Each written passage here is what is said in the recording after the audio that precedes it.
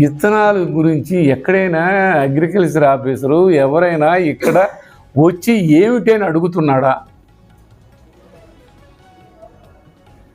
ఇవన్నీ చెప్తుంటే రైతులందరూ చెప్తుంటే చాలా బాధగా ఉందండి. ఆ బాధని నేను ఎంత ఓర్చుకోవాలన్నా ఓర్చుకోలేని పరిస్థితి. గుండ్లకమ్మలో ఇసుకుంటే నేను అది మొత్తంగా ఇసుక అమ్ముకుంటే అది లెక్క వేరుగా అనుకుంటారు. ఇసుకని గుళికలుగా చేసి ఈ గుళికలు అమ్మితే కానీ మీకు మీ లైసెన్సులు ఉండవని ఎవరైతే ఎరువుల కొట్లు ఈ ఫర్టిలైజర్ షాపులు ఉన్నాయో వాళ్ళని బెదిరిస్తున్నటువంటి ఇక్కడ ఉన్నటువంటి ఆంజనేయులు గారు, ఈ రాష్ట్రంలో జరుగుతున్నటువంటి రాష్ట్రం మొత్తం మీద వాళ్ళ నేను క్యాబినెట్ అని చెప్తుండే కదా, అందరు ఎమ్మెల్యేలకి పోలు చేసి మన ఎరువులు అమ్మాలి, మన బయో ఫర్టిలైజర్స్ అమ్మాలి, మన గుళకమ్మాలి, ఇసుక అమ్మాలి. ఈ అన్యాయం అరాచకం ఎక్కడ ఏదన్నా నోరెత్తి గలబెత్తి మాట్లాడితే వాట్సాప్లో పెట్టాడు అని అంటే పోలీసులు వచ్చి తక్షణమే రాత్రికి రాత్రి తీసుకెళ్ళి జైల్లో పెడుతున్నారు. ఏమండి, నేను అడుగుతున్న పోలీసు వ్యవస్థని,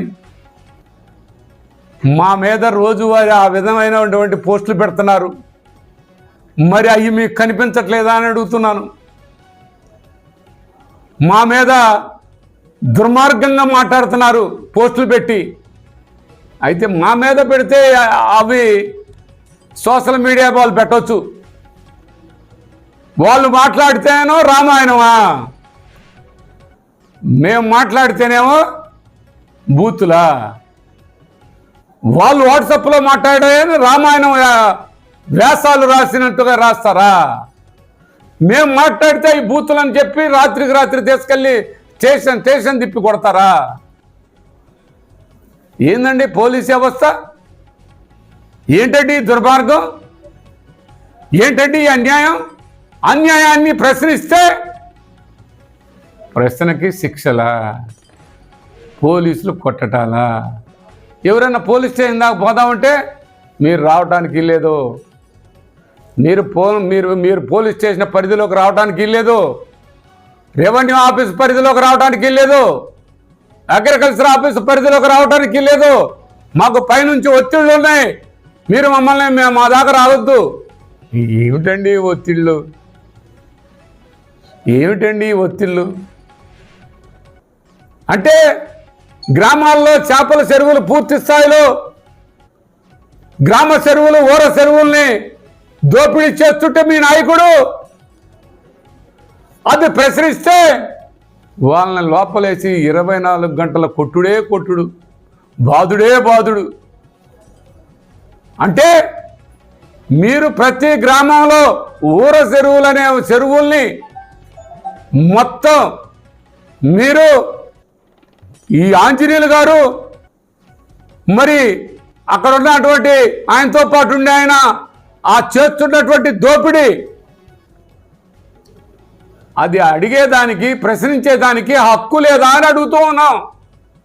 అది అడిగితే ఆయన వస్తాడు, నిన్ను లోపలికి తీసుకురండి. ఏంది ఇది? ఈ లోపల తీసుకొచ్చి కొట్టుడేంది?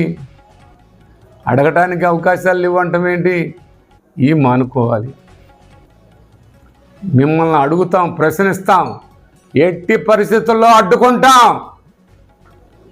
ఈ అడ్డుకునే దానికి మీరు ఇది ఓరిక మీకు చెప్తున్నాను, తర్వాత ఇంకా చాలా తీవ్ర స్థాయికి వెళ్ళాల్సిన అవసరం వస్తుంది.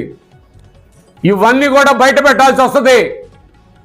చాలా ఉన్నాయి, కానీ అవన్నీ ఒక ఎత్తు. రైతుల్ని రైతులుగా చూడండి.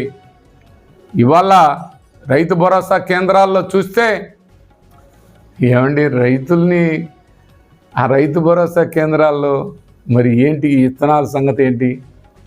ఈ విత్తనాలు డూప్లికేట్ విత్తనాలు అమ్ముతుంటే రైతు అల్లాడిపోతుంటే, సరే విత్తనాల కాడ నుంచి అవి తీసుకొచ్చి పండించి పంట తీసుకొస్తే వాటికి సరైన రేట్ లేదు.